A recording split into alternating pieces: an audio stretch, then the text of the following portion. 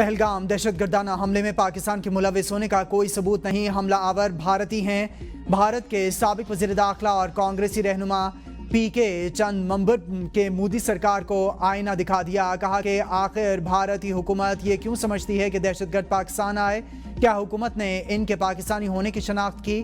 حملہ کرنے والے دراصل بھارتی ہیں اور انہوں نے بھارت میں ہی دہشت گردی کی تربیت حاصل کی۔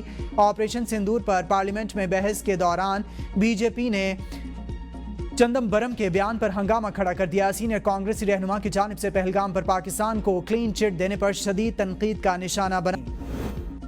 پشاور ہائی کورٹ میں پی ٹی آئی رہنما سینیٹر شبلی فراز کی بیرون ملک سفر پر پابندی کے خلاف دائر درخواست پر سماعت۔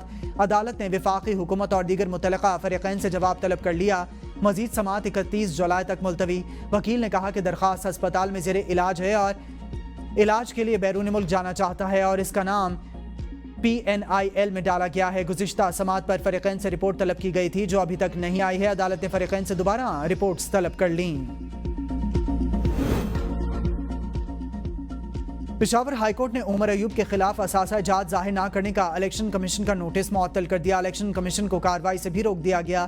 وکیل درخواست گزار نے نوٹس کا مقصد درخواست گزار کو ٹارچر کرنا ہے ایسا بتایا۔ مقررہ 120 دن کے اندر نوٹس بھیجنا غیر قانونی ہے۔ ایڈیشنل اٹارنی جنرل نے بتایا کہ اسی نوعیت کا کیس ایبٹ آباد میں بھی زیر سماعت ہے۔ وکیل نے کہا کہ وہ کیس مکمل طور پر اس سے مختلف ہے۔ عدالت نوٹس جاری کر کے ایبٹ آباد کے ریکارڈ کو طلب کر لیا۔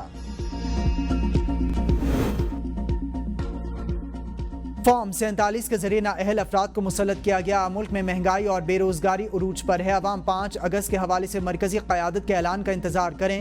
قومی اسمبلی میں اپوزیشن لیڈر عمر ایوب کا خانپور میں ورکرز کنونشن سے خطاب، کہا بانی پی ٹی آئی اور بوشا بی بی سمیت گرفتار مرکزی رہنماؤں پر بوگس مقدمات بنائے گئے۔ جنید اکبر نے اپنے خطاب میں کہا کہ بانی پی ٹی آئی کو کال کوٹری میں قید تنہائی میں رکھا گیا ہے۔ حکومت کے جانے کے دن قریب آ چکے ہیں۔ ایک دن اس نااہل اور کرپٹ حکومت کو جانا ہوگا۔ خیبر پختونخوا حکومت 13 واقعے پر انتہائی افسردہ ہے۔ وزیر اعلیٰ خیبر پختونخوا نے واقعے کی خود نگرانی کی ہے۔ ترجمان صوبائی حکومت بیرسٹر سیف کہتے ہیں کہ وزیر اعلیٰ مسلسل متعلقہ انتظامیہ کے ساتھ رابطے میں ہیں۔ وزیر اعلیٰ نے قبائلی عمائدین کا جرگہ پشاور طلب کیا ہے جس میں عمائدین کو سنا جائے گا۔ خیبر پختونخوا حکومت نے ایسے واقعات کی روک تھام کے لیے گزشتہ ہفتے آل پارٹیز کانفرنس طلب کی تھی۔ گورنر سمیت اپوزیشن جماعتوں نے غیر سنجیدگی کا مظاہرہ کر کے کانفرنس کا بائیکاٹ کیا۔ حکومت نے جاں بحق افراد کے لواحقین کے لیے 1 کروڑ، زخمیوں کے لیے 25 لاکھ روپے امداد کا اعلان کیا ہے۔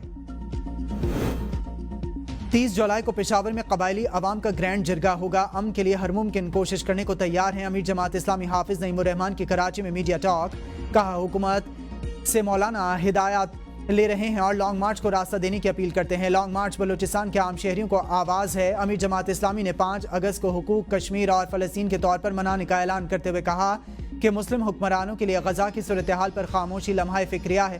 مسلم دنیا ڈٹ کر بات کرے تو کوئی حل نکل سکے گا۔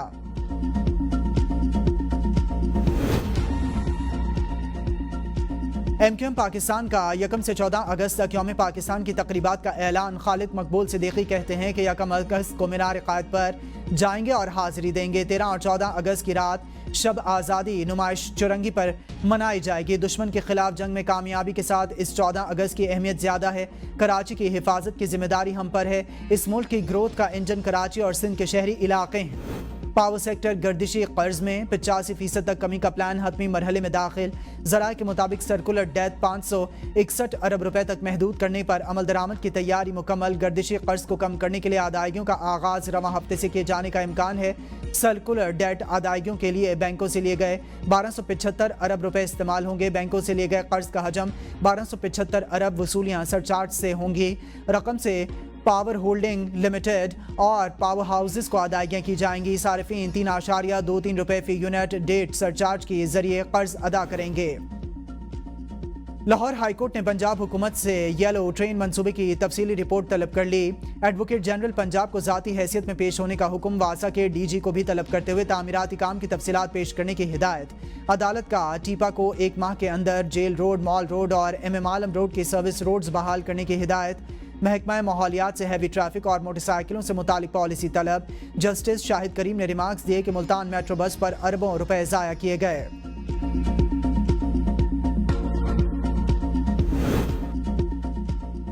پشاور کے حیاتآباد میڈیکل کمپلیکس میں تعمیرات کا جعلی معائنہ کرنے کا انکشاف، آڈٹ کے دوران جعلی رپورٹ سامنے آ گئی۔ امتیاز Ali Shah assistant director building معطل، اسپتال کے ڈائریکٹر نے فیکٹ فائنڈنگ کمیٹی تشکیل دے دی۔ کمیٹی جعلی دستاویزات سے متعلق چھان بین کرے گی۔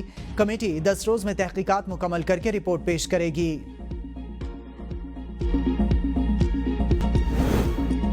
انسداد دہشت گردی عدالت اسلام آباد نے غیر ملکی افراد کے اغوا کے الزام میں ملوث 2 ملزمان کی ضمانت بعد از گرفتاری کی درخواست خارج کر دی۔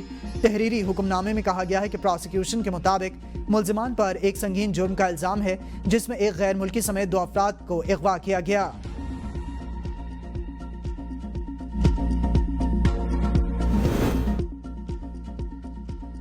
ملک میں چینی بحران شدت اختیار کر گیا، ذخیرہ اندوزوں کا راج، حکومت بے بس۔ لاہور، کراچی سمیت دارالحکومت کی مارکیٹوں سے بھی میٹھا غائب، سستے بازار میں بھی زیادہ تر دکانوں سے چینی نہیں مل رہی، تھوک منڈی سے بھی چینی ناپید، شہری مارے پھرنے پر مجبور۔ شوگر ملز نے بھی ڈیلرز کے لیے GST سرٹیفکیٹ کی شرط رکھ دی۔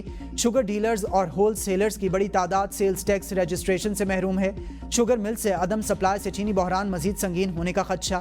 مارکیٹ میں اس وقت چینی 200 روپے فی کلو سے زائد میں فروخت ہو رہی ہے۔ حکومت نے شوگر ملز ایسوسی ایشن کا اجلاس آج طلب کر لیا۔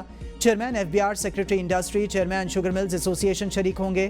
DG FIA اور 4 صوبوں کے کین کمشنرز بھی شرکت کریں گے۔